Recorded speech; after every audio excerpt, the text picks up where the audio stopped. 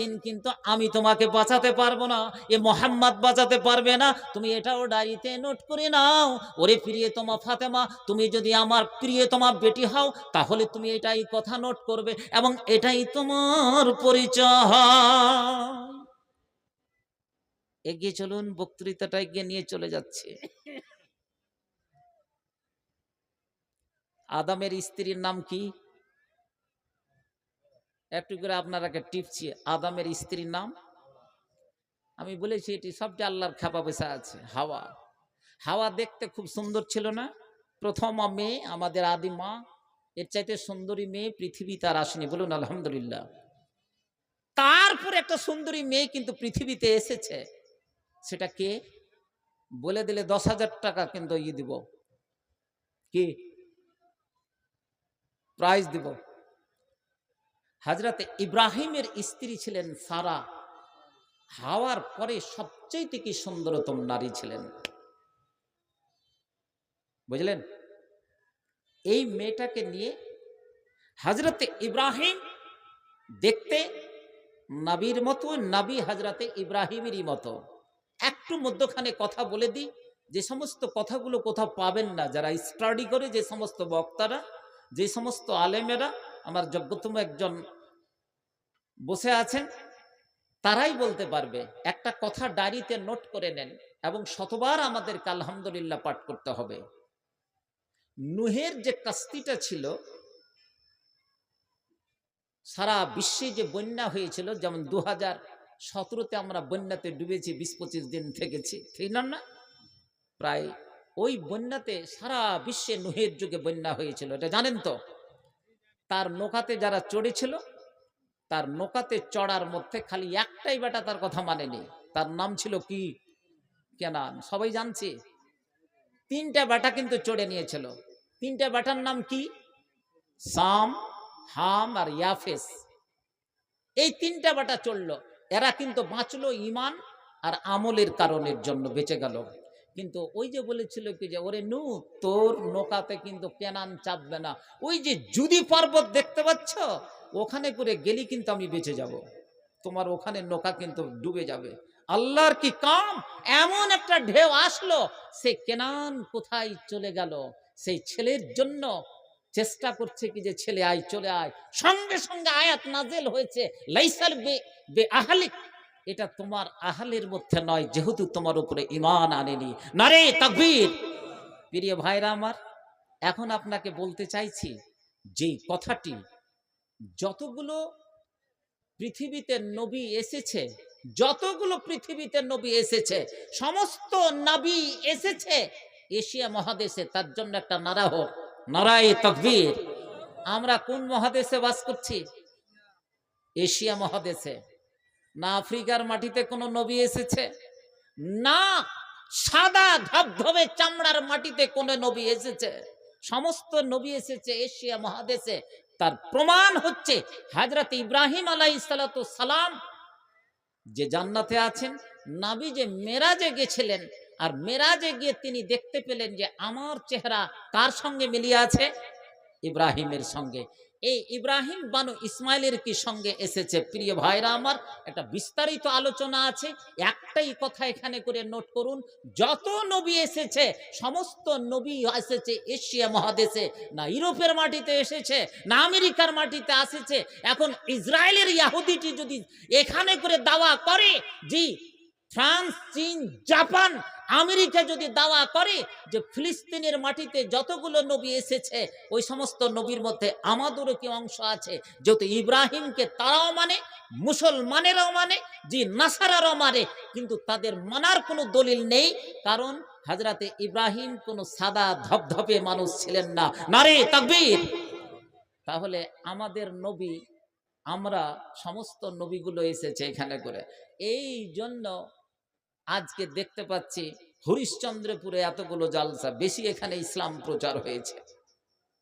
হাজি কিছু কথা বলে না? যেখানে ইসলাম বেশি প্রচার হবে ওখানে বেশি জালসা হবে নাকি? ওই জন্য জালসা করছি। জালসাটা তো, এটা তো বাঙালির একটা প্রথা। কোন জায়গায় ভারতবর্ষের কোন জায়গাতে নেই যে মসজিদের জন্য জালসা করেছে এবং তারা মসজিদ করেছে। ইউপিতে যান, সাউথ ইন্ডিয়াতে যান, কোন জায়গাতে নেই। এটা কোথায় পাবে? মালদা, মুর্শিদাবাদ, 2 দিনাজপুর। আর এই যে ডোভাটা চললো কাটিহার থেকে নিয়ে সুপল পর্যন্ত, আর ওদিকের ঝাড়খণ্ডা, এরাই আমরা কি বেছে নিয়েছি। কে যেই প্রথা উঠিয়ে দিয়ে গেছে, জালসা করো আর মসজিদ তৈরি করো। মসজিদের নামে কেন জালসা আমি কিছু বুঝতে পারি না। একটা মসজিদের জালসা কদিন আগে করলাম, 2 বছর আগে যেমন গেছিলাম তো ওইরকমই পড়ে আছে। টাকাটি ভাগ করে কমিটি খেয়ে নিয়েছে। এরাকে খুঁড়বেড়া মারে কি মারে না? নারে তাকবীর! প্রিয় ভাইরা আমার, আপনি দুঃখ নিয়েন না। হরিশের আমি সন্তান বলি কথাটি বলছি। আজকে মানুষকে কোনটা আওয়াজ আপনাকে শোনাবো, কোন কথাটা আপনাকে বলবো? মসজিদ, মসজিদে কে বলেছে কি যে আপনাকে টাইলস করতে হবে? মসজিদে কে বলেছে কি যে মার্বেল তৈরি করতে হবে? মসজিদে কে বলেছে এসি তৈরি করতে হবে? হ্যাঁ, মসজিদের যেটা করার ছিল সেটা করতে পারেনি, এর জন্য কমিটিকে জবাব দিয়ে দিতে হবে। প্রিয় ভাইরা আমার, আমি বলছি শেষখানে বক্তৃতার, শুনে যাবেন, কিন্তু মসজিদের দান কিন্তু আপনাকে দিয়ে যেতে হবে আজকে। কেন? এরাকে একটা নতুন ভূমিকা তৈরি করাবো, সে দান কিন্তু দিতে হবে। টাইলসও করবে, মার্বেলও করবে, কিন্তু মার্বেল টাইলস থেকে বড় জিনিসও তাদেরকে তৈরি করতে হবে। হাজরাতে সারাকে নবী পেয়েছিলেন হাজরাতে ইব্রাহিম, সবচেয়ে কি প্রিয়তমা তার স্ত্রী, তাকে নিয়ে সফর করেছিলেন ফিলিস্তিন, যাকে আজকে নিয়ে সারা বিশ্বে কি তোলপাড় চলছে। কতবার দোয়া করেছেন ফিলিস্তিনের জন্য? ছোট ছোট বাচ্চা শিশুদেরকে মারছে, একটাও কি দোয়া করেছে? মতিলালের লোক ছেলে মেয়ে দোয়া করেছে? চোখের সম্মুখে মায়ের কোল থেকে বাচ্চাটাকে কেড়ে নিল। আজকে হাজার হাজার শিশুকে মেরে গাজা থেকে শেষ করে দিল। তুমি কি করেছ? বলছে ওখানে ফিলিস্তিনে মারছে, আমার তো এটা ঠিক আছে। আহা, তুমি মুসলিম, তুমি কেন এসেছো এ দুনিয়ায়? হে মোর জাতি রে, কেন তুমি এসেছো এ দুনিয়ায়? তোমার আশা বৃথা নয়, তোমার আশা বৃথা নয়, বৃথা নয়। তুমি মুসলিম, তুমি মুমিন, এটাই তোমার পরিচয়, পরিচয়। তো হে মোর জাতি রে, কেন এসেছো এ দুনিয়ায়? তোমার আশা বৃথা নয়, বৃথা নয়। আর কতদিন পোহাবে এ দুনিয়ায়, দুনিয়ায়? তুমি কেন এসেছো এ দুনিয়ায়? তোমার আশা বৃথা নয়, বৃথা নয়।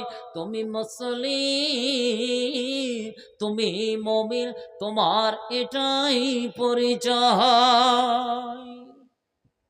হযরতে সারাকে নিয়ে বেচারা মিশরের মাটিতে গেলেন। কোথায়? মিশরের মাটি। ফিলিস্তিন থেকে নবী মক্কা তো এসেছেন, আবার ফিলিস্তিন থেকে তিনি গেছেন কোথায়? মিশরে গেছেন। খুব সংক্ষিপ্ত করে কথা বলছি। এত সুন্দর রমণী গিয়ে সফর করতে গিয়ে কোন লম্পট বাদশার কাছে তিনি পৌঁছে গেলেন, আর এই পাল্লাতে পড়ে গিয়ে হযরতে সারার ইজ্জতকে নষ্ট করার জন্য কি চেষ্টা করলেন। হলো কি, আমরা যখন কোনো বিপদে পড়ে যাই তখন হাউমাউ করে কাঁদি। বিপদে পড়লে যে দোয়াটা পড়তে হয় সে দোয়াটাও জানি না। কি দোয়া পড়তে হয় বিপদে পড়লে? কেউ পড়ুন। একটা তো দোয়া বিপদের জানা আছে। কি জি ভাই? খেতে দেয়নি আপনাদেরকে? দিয়েছে? দিয়েছে? আপনাদের ডেলিগেট ফ্রি করে দেবো। বলুন কি দোয়াটা পড়তে হবে? হযরতে সারাকে নিয়ে ইব্রাহিম বিপদে পড়ে গেছেন, তার স্ত্রীকে কেড়ে নিবে, ইজ্জত হরণ করে নিবে। আপনি পড়ে গেছেন কোনো বাইকে 4 চাকাতে নিয়ে, কি দোয়া পড়বেন? হাউমাউ করে কাঁদবে বাঙালিরা। কি হলো? চোখ দিয়ে জল পড়বে, কিন্তু মুখ দিয়ে একটা কথাও বেরোবে না।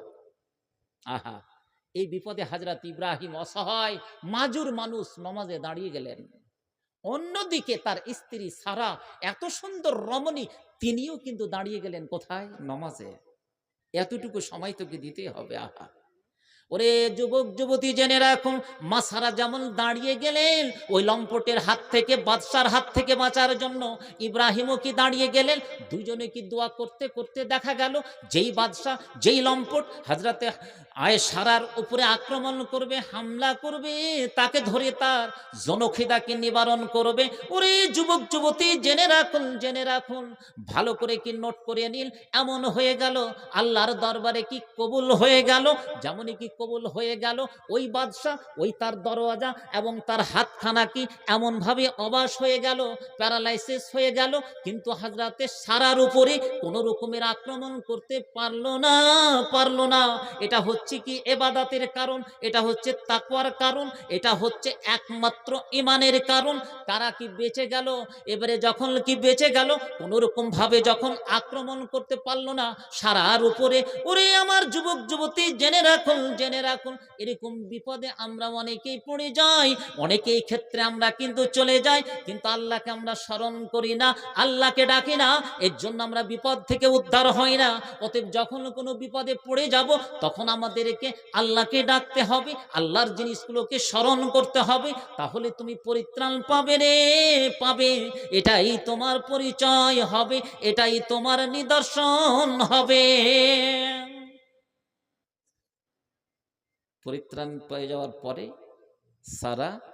সারাকে নিয়ে পরিত্রাণ যখন পেয়ে গেল, তখন ওই লম্পট বাদশাহ একজনকে উপহার স্বরূপ হযরত ইব্রাহিমকে দিয়েছিলেন, লন্ডি স্বরূপ উপহার দিয়েছিলেন, চাকরানী দাসী হিসাবে উপহার দিয়েছিলেন। সেই মেয়েটার নাম কি কি বলুন? প্রত্যেক বছর কুরবানির বটি খেতে খেতে 2 মাস যাবত পর্যন্ত যেতে যেতে শেষ করে দিল, তাও একটাও মানুষ বলছে না। বলেনি আল্লাহর খেপাটি এখানে বসে আছে, তার নাম হচ্ছে কি হাজেরা। কি নাম? কি বললাম? কিছুই বলছে না। কি নাম? এটা কার স্ত্রী? ওটাতে তখন লন্ডি হিসাবে পেলেন, এবারে তিনি বিয়ে করে নিলেন। তাহলে ইব্রাহিমের কটা স্ত্রী হলো? আগে ছিল সারা, আর এখন কে আসলো? হাজেরা। সারার পেট থেকে হয়েছিল একটা ছেলে, তার নাম হচ্ছে কি ইসহাক। বলুন।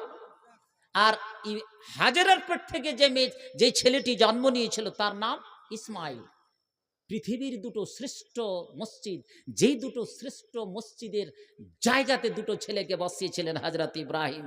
এমন কোন বান্দা এখানে করে আছে, কোন বান্দির ছেলে মেয়ে আছে যারা এই শ্রেষ্ঠ জিনিসকে তারা উপহার দিতে পারে? ফিলিস্তিন থেকে, গুগলে দেখে নেবেন, ফিলিস্তিন থেকে মক্কার দূরত্ব হচ্ছে 1500 কিলোমিটার। পায়ে হেঁটে এসেছিলেন হযরত ইব্রাহিম। 5 বার সেখানে করে তিনি বসিয়ে দিয়েছিলেন নিজস্ব ছেলে হযরত ইসমাইলকে। বলুন আল্লাহু আকবার। সবচাইতে পুরাতন মসজিদ হযরতে, সেটা হচ্ছে কি মসজিদে হারাম। আর মসজিদে আকসাতে বসিয়ে দিয়েছিলেন কাকে? হযরত ইসহাক আলাইহিস সালাতু সালাম। পৃথিবীতে যত নবী এসেছেন, যত নবী এক্সেপ্ট আদম, যত নবী আম্বিয়া এসেছে, সমস্ত জায়গার গড় কোনটা? ফিলিস্তিন, প্যালেস্টাইন, বাইতুল মাকদেস, যাকে জেরুসালেম বলে, যাকে আরবিতে দারুস সালাম বলে, যাকে ইয়াহুদারা ইরুসালাম বলে, সমস্ত একটাই নাম। আজকে সেই মাটিতে চলছে কই তোলফাড়। কোনদিন তার ইতিহাস খুলে দেখেছেন? হযরত ইব্রাহিম সেখানে শুয়ে আছেন, হযরত ইব্রাহিম সেখানে শুয়ে আছে, সুলাইমান সেখানে শুয়ে আছে, দাউদ সেখানে শুয়ে আছে, ইউসুফ সেখানে শুয়ে আছে, মুসা সেখানে করে শুয়ে আছে, হযরতে শুআয়ব সেখানে করে শুয়ে আছে। সেই ফিলিস্তিনের মাটিতে পড়ছে হাজার হাজার বোমাকে, আজকে পড়ছে কি মিসাইল। আপনি একটাই কথা জেনে রাখবেন যে পৃথিবীর 100%-এর মধ্যে 90% লোক আজকে সেই যদি সামনে এমন একটা যুদ্ধ আসছে, একমাত্র যুদ্ধ 90% লোক জড়িয়ে যাবে, সেটা হবে একমাত্র কি ফিলিস্তিনকে কেন্দ্র করে। নারে তাকবীর। তাহলে এখন থেকে ঈমান তাজা করতে হবে, এখন থেকে তাকওয়া আর আমালকে তাজা করতে হবে, যারা মসজিদ তৈরি করার জন্য কি তৈরি হয়ে আছে। প্রিয় ভাইরা আমার, এটা যেমন তেমন কথা নয়। সেই হযরতে ইব্রাহিম যে পরিশ্রম করে দুটো ছেলেকে সেখানে করে বসিয়েছিলেন, আহা, আপনাকে নিয়ে যাচ্ছি ওই ক্ষেত্রে। এবারে সারা বিয়ে করে নিলেন। সারা বিশ্বের কোরআন মাজিদে বা কোনো হাদিসে এটা কথা বলা হলো না যে বিয়েটা কি অন্যায় ছিল না নাই ছিল। একটা স্ত্রী তো ছিল, তো কি দরকার ছিল আর একটা বিয়ে করার? ওকে লন্ডি হিসাবে দিয়েছিল হাজেরাকে, ওখানেই রাখতো। এবারে বাঙালিরা কি বলবে হরিশ্চন্দ্রপুরের? হাজি ভাই দুটো বিয়ে করে নিল না, কি দরকার ছিল হযরত ইব্রাহিমের? কিন্তু কোরআন মাজিদে কিছু বললো না। বা হাদিসেও কিছু বলেনি, কোনো সমালোচনা গায়নি। আহা, মানুষের যদি প্রয়োজনের খাতিরে একটার জায়গা থেকে যদি দুটা বিয়ে করতে পারে, তিনটা করতে পারে, চারটা করতে পারে, অসুবিধা কিছু আছে? যদি তুমি যদি বারবার তার সঙ্গে যদি ব্যবহার করতে পারো দুটো স্ত্রীর ক্ষেত্রে, তার জন্য শরীয়ত তোমার জন্য কি ব্যবস্থা কি করে রেখেছে। আহা, বিয়ে যদি কোনো ব্যক্তি যদি মতিলালের কোনো লোক করে নাই দ্বিতীয় বিয়ে, তাহলে চায়ের দোকানে সকাল সন্ধ্যায় ও কিন্তু আলোচনার একটা খোরাক হয়ে গেল। আহা, কিন্তু একটা ছেলেকে যখন আমি বিয়ে দিচ্ছি, তার আগে ওই মেয়েটার সঙ্গে প্রেম নিবেদন করছে, করে না? আগে থেকে প্রেম ভালোবাসা শুরু হলো। মাশাআল্লাহ, মেয়েদের তরফ থেকে দান এসেছে প্রায় 5,000, প্রায় 6,000-এর কাছে। একবার নারা হোক, নারে তাকবীর। আপনারাও কি রেডি থাকেন? প্রিয় ভাইরা আমার, দানগুলো যারা যারা উঠাচ্ছেন মেয়েদের কাছ থেকে, যাদের দায়িত্ব দেওয়া আছে মসজিদের দান, দানগুলোকে উঠিয়ে নাকের নাকমাছি, হাতের ব্রাসলেট, পায়ের যতগুলো জিনিস আছে, এটা হলো আসল দান।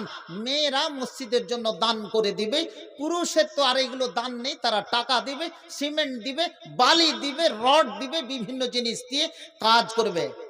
এবারে বিয়ের আগে তো, বিয়ের আগে প্রেম ভালোবাসা হচ্ছে কি হয় না? হয় না? এটা তো কোনো সমস্যা তো নেই, কেউ আলোচনা করে না। হযরত ইব্রাহিম দুটা বিয়ে করে নিলে কোনো আলোচনা নাই কোরআন মাজিদে। আমাদের যুগে ইব্রাহিম পড়লে কিন্তু খাল খিঁচে নিতাম, দুটো বিয়ে করলো। আমি বলতে চাইছি, দ্বিতীয় সংসার করতে গিয়ে তার পিছনে পড়ে যায় সমাজের লোক, পড়ে যায় কি সমস্ত চায়ের দোকানের লোক, এলাকার লোক, বিভিন্ন রকমের সমালোচনা করে লোকটির খাল খিঁচে দেওয়া হয়। কিন্তু আমার ছেলে যে যুবক ছেলের বিয়ে দিচ্ছি, ওই ছেলেটাকে বিয়ে দিলাম ঘটা করে, তার আগে মাসের মাস, কোনো বছরের বছর কোনো মেয়ের সঙ্গে তার প্রেম ভালোবাসা চলছে, তাকে পার্কে নিয়ে ঘুরতে চাচ্ছে, কোনো সমস্যা নেই। বয়ফ্রেন্ড গার্লফ্রেন্ড হিসাবে পার্কে সোনার বাংলাতে যাচ্ছে। আবার শুধু কি তাই, উপহার কি আদান প্রদান হচ্ছে, কোনো সমস্যা নেই। স্ত্রী আছে, পুরুষটা চলে গেছে দিল্লি বম্বে খাটতে, কিংবা এখানেই করি থাকছে। পরকীয়া প্রেমে যেমন পুরুষটা আছে, স্ত্রীটাও কি জড়িয়ে আছে। এই পরকীয়া প্রেম হচ্ছে, সমাজ সবাই যাচ্ছে, কিন্তু কোনো আলোচনা নেই, কোনো সমস্যা নেই। দ্বিতীয় সংসার করলে সমস্যা। তোমাকে এটা কে বলেছে লাইসেন্স? যার দলিল আছে সেটা তুমি আলোচনা করে তার মূল্যবান নেকি তুমি শেষ করে দিচ্ছ। কিন্তু এতগুলো যে সমস্যা আজকে চলছে, অসুবিধা কি? একজন মানুষ যদি অসহায় কোনো মেয়েকে বিয়ে করে, মেয়েটা ঘর পাবে কি পাবে না? কথা বলুন, পাবে না?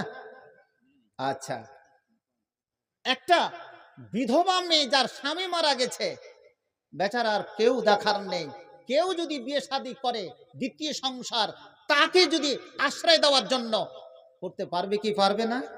এই লোকটা কি চায়ের দোকানের খোরাক হবে? শরীয়ত যেটা বলছে, একটা মেয়েকে তালাক দিয়ে দিয়েছে, কোনো পথ নেই, কিছু নেই। মেয়েটা আজকে বাড়িতে জি চোখের জল ফেলে কি জীবিকা অর্জন করছে।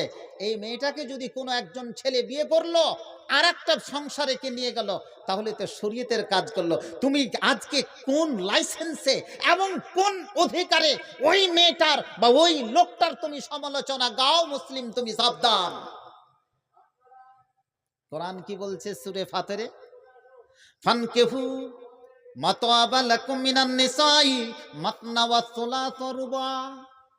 যদি তোমার প্রয়োজন হয় একটাই বিয়ে করবে, এবং প্রয়োজন যদি হয় মাতনা দুটো করবে, আরো যদি প্রয়োজন হয় সালাস কটা করবে, আরো যদি প্রয়োজন হয় চারটা করবে, আর যদি প্রয়োজন হয় তাহলে রেড সিগন্যাল, আর নয়। পাঁচটা একই সঙ্গে রাখা যাবে না, একই সঙ্গে চারটা রাখা যাবে। এই ক্ষেত্রে শরীয়ত অনুমতি দিয়েছে। এমন একটা সময় আসছে যে প্রত্যেকটা যুবককে দুটো তিনটা করে বিয়ে করতে হবে। আর না তো আপনার চাকুরি যাবে, লক্ষ্মী ভান্ডার যাবে, সমস্ত জিনিস যাবে। পৃথিবীর মানচিত্রে একটা ছোট্ট দেশ আছে, কিতাব এবং সুন্নাতের উপরে চলে। দেশটার নাম হচ্ছে ইরিত্রিয়া। কি নাম? সেই দেশটাতে দুটো বিবাহ করা ফরজ। যদি দুটো বিবাহ না করে এবং প্রথমা স্ত্রী যদি বাধা দেয়, তাহলে কিন্তু প্রথমা স্ত্রীকে চলে যেতে হবে ঘর সংসার করে। আর দ্বিতীয় যদি কি বিয়ে না করে এর মধ্যে, এতদিনের মধ্যে, তাহলে তার উপরে ওর দেশের উপরে করা জারি আছে যে তার উপরে কোনো বিকল্প সরকার কি ব্যবস্থা নিতে পারে। নারে তাকবীর। মেয়েদের সংখ্যা, একটা হাদিস আসছে, সামনে আসছে যে মেয়েদের সংখ্যা একটা পুরুষের তুলনায় 40টা করে হয়ে যাবে, 50টা করে হয়ে যাবে। তো এই মেয়েগুলো কি পথে পথে ঘুরে বেড়াবে, তারা কি কোনো স্থান পাবে না? তখন মানুষকে বিয়ে করতে হবে 4টা করে। এটাই হচ্ছে কি শরীয়ত। নারে তাকবীর। ভাইরা আমার, আপনারা মূল্যবান নেকিটাকে নষ্ট করে দিয়েন না।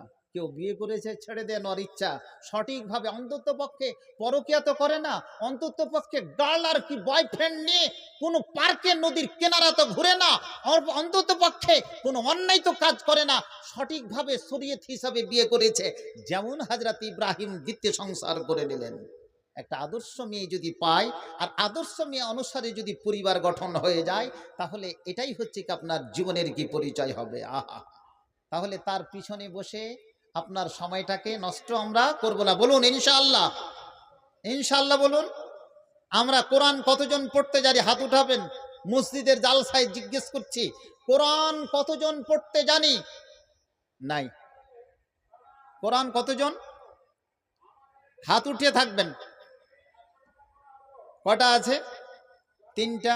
দেখেন না সভাপতি সাহেব, জালসা কাকে শোনাবো? লাভ কি আছে? কইছে আমরা তো কোরআন পড়ার জন্য করি না, মসজিদের টাইলস নাই যার জন্য জালসা করছি। ওইটা করে দাও মাওলানা। এবারে কোরআন কে পড়বে আর না পড়বে কি, বছরে একটা করে জালসা করব, 6টা করে গরু কিনবো, আর 6 দুগুনি 12 কুইন্টাল 14 কুইন্টাল করে মাংস খেয়ে নিব।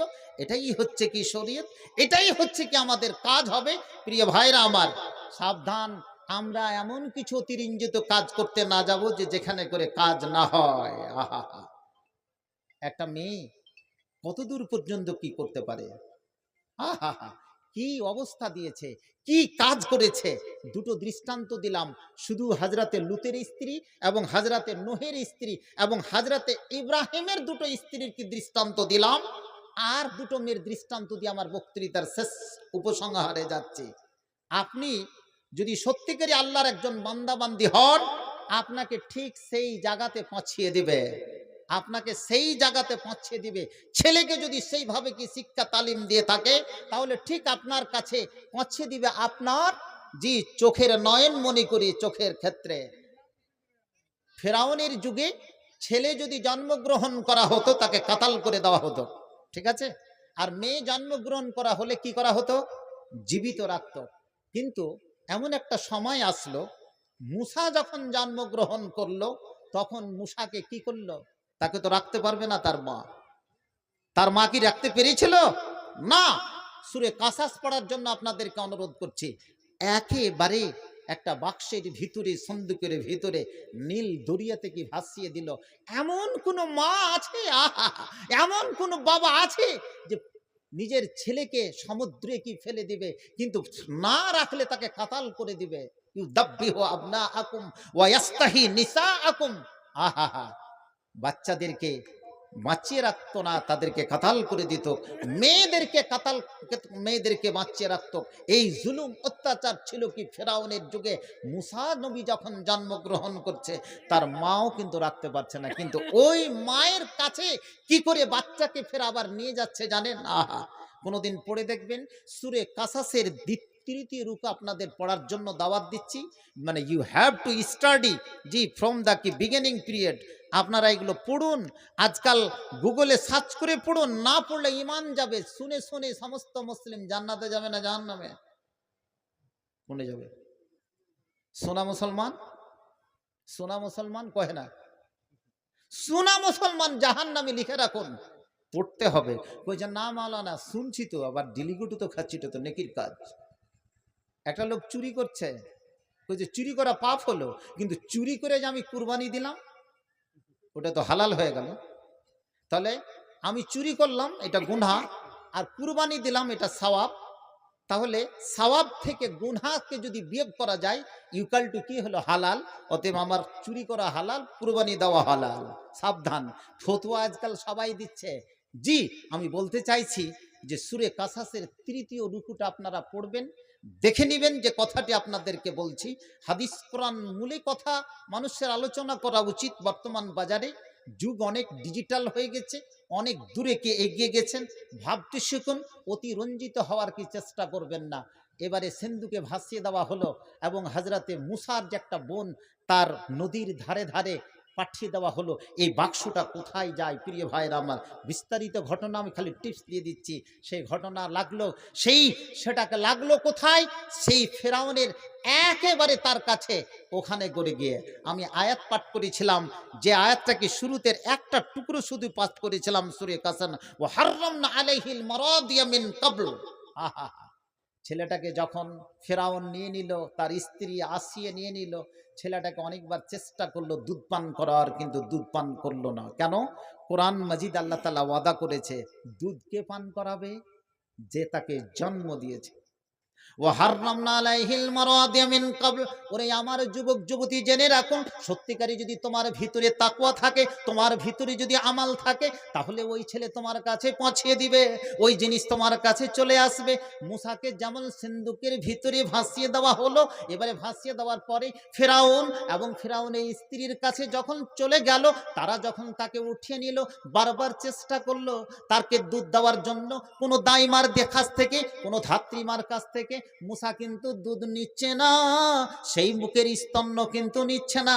ওয়া হাররামনা আলাইহিল মারাদি মিন ক্বাবল, আমি হারাম করে দিয়েছি। ওরে মুসা, তুই কাউরি কি বুকের সুধার নিপেলে তুই মুখ দিবি না, দিবি না? এটা তোমার জন্য কি হারাম আছে? অতএব তুমি সেই দিকে যাবে না, যাবে না। আল্লাহ তাআলা এটা হারাম করে দিয়েছিল। ওরে ভাইরা আমার, কি জেনে রাখুন, একটা তার যে বন ছিল, সেই বন যে নদীর কিনারায় কিনারায়, সমুদ্রের কিনারায় কিনারায়, দেখতে দেখতে দেখতে কোথায় গেল, কোথায় গেল, সেই বাক্সটি পৌঁছে গেল ফেরাউনের কাছে, ফেরাউনের কি স্ত্রীর কাছে। এবারে তার মাকে গিয়ে খবর দিয়ে দেওয়া হলো এবং সেইটাই গিয়ে বলল এবং ফেরাউনকে, ফেরাউনের স্ত্রীকে, যে এমন একটা মেয়ের কথা আমি বলে দিচ্ছি, যেই মেয়ে একে দুধ পান করাতে পারবে, এই দুধ কিন্তু সে পান করাবে। যদি তাকে পান করা হয় তাহলে সেই মুসাই পান করবে, কিন্তু অন্য কোনো মেয়ের দুধ পান করবে না। এমন একটা মেয়ের তোমাকে খবর দিয়ে দিলাম। ওরে আমার যুবক যুবতী, জেনে রাখুন, জেনে রাখুন। মেয়েটি গিয়ে, অর্থাৎ তার বোন, তার মাকে খবর দিয়ে দেওয়া হলো, তার দলবল খবর দিয়ে দেওয়া হলো। ওই মা, যেই মা জন্ম দিয়েছে মুসাকে, মুসা ধাত্রী মা, দাইমা হিসাবে ওই ফেরাউনের বাড়িতে কি থাকতে আরম্ভ করলো, তার দুধ কিন্তু খেতে আরম্ভ করলো। ওরে ভাইরা আমার, যেই শত্রুর ভয়, যেই শত্রুর সামনে আজকে কি হযরতে মুসা আজকে কি করছে, তার দুধ পান করছে, তার সম্মুখে দুধ পান করে আস্তে আস্তে কি ফেরাউনের দরবারে মানুষ হয়ে গেল, মানুষ হয়ে গেল। আপনি জেনেছেন কি, আপনার জন্য যদি আজকে নতুন কোনো পথ তৈরি করে দেওয়া হয়, একমাত্র আপনার কারণ হবে এটা তাকওয়া রে, এটা ঈমান রে, এটা আমাল রে। এটাকে তোমাকে প্রথম অবস্থায় নিজের ডায়েরিতে লিখে নিতে হবে, নচেত এখান থেকে পরিত্রাণ পাওয়া যাবে না। ফেরাউন চেষ্টা করেছিল, সমস্ত ছেলেগুলোকে কাতাল করে দিল। আর যার যেটা ভয় ছিল, মুসার ভয়, মুসা তার বাড়িতে বসে মানুষ হচ্ছে, আর মুসার মা তার বাড়িতে দুধ পান করাচ্ছে। এটা কে করলো? আল্লাহ। আহা, তাহলে যখন সেখানে করে দুধ পান করিয়ে নিল, আহা, তাহলে মুসা কোনো গরিব ঘরের ছেলে নয়, মুসা একটা ধনী আভিজাত্য পরিবারের কি ছেলে।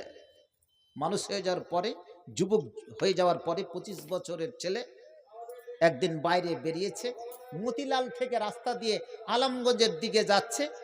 একটা কিপ্তির সঙ্গে দেখা গেল, একজন মুসলিম আর কিপ্তি লড়ালড়ি করছে। মুসা করলো কি, ওই কিপ্তিকে একটা হুড়া মেরে দিল। কি মারলো? একটা খালি ঘুষি মেরেছিল। কটা? আর এক ঘুষিতে সূরা কাসাসে বলছে, ফাওয়াকাযাহু মুসা ফাকাদা আলাই, একটা হুড়াতে কিন্তু মরেই গেল মুসা। যেই খাবার খেয়ে মানুষ হয়েছে, টকবকে কি চেহারা। আপনাদেরকে প্রশ্ন করি, একটা গরিব ঘরের ছেলে, কোনো নেতার ছেলে কি সহজে হাত উঠাতে পারবে? পারবে? কথাটা যুক্তিটা শুনুন। আ পারবে না। কিন্তু মূসা করলো কি, এ অন্যায় দেখে একজন কিপ্তির ওপরে একেবারে মেরে দিল কি ঘুষি, আর ঘুষি দেওয়াতে কি কিন্তু মরেই গেল।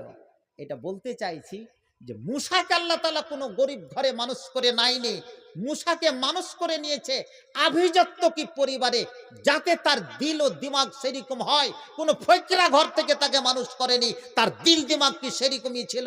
এইরকম ভাবে মানুষ না করলে ফেরাউনের কিসে প্রতিদ্বন্দ্বিতা করতে পারতো না। অতএব যে মানুষটা চেয়ে খায়, আর যেই ছেলেটা কি চেয়ে লেখাপড়া করে, আর যেই ছেলেটা একটা অভিজাত্য ঘরের পরিবারের ছেলে, দুজনের মন মানসিকতা একরকম হবে হবে তাহলে ওরকম তো মূসাকে মানুষ করতে পারতো। কিন্তু ফেরাউনের ঘরে কেন মানুষ করে নিল? আর ফেরাউন তো সেই যুগের আভিজাত্য ঘরের কি দানা পানি খেয়ে কি মানুষ হয়েছে। কিন্তু ফেরাউনের সঙ্গ কি মূসা দিয়েছিল?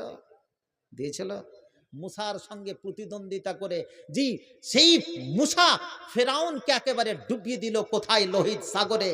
যেখানে 12টা রাস্তা কি তৈরি হয়ে, যেখানে এতগুলো কি তৈরি হয়ে মানুষের দৃষ্টান্তকে আজকে সেখানে করে মজুদ আছে। প্রিয় ভাইরা আমার, এটা একমাত্র কি ঈমান, এটা একমাত্র আমাল এবং তাকওয়ার কি বুনিয়াদের উপরে এই জিনিস সেখানে কি প্রতিষ্ঠিত করেছে। প্রিয় ভাইরা আমার, আগে চলতে চলতে আর একটা কথা আপনাদেরকে কথা বলছি।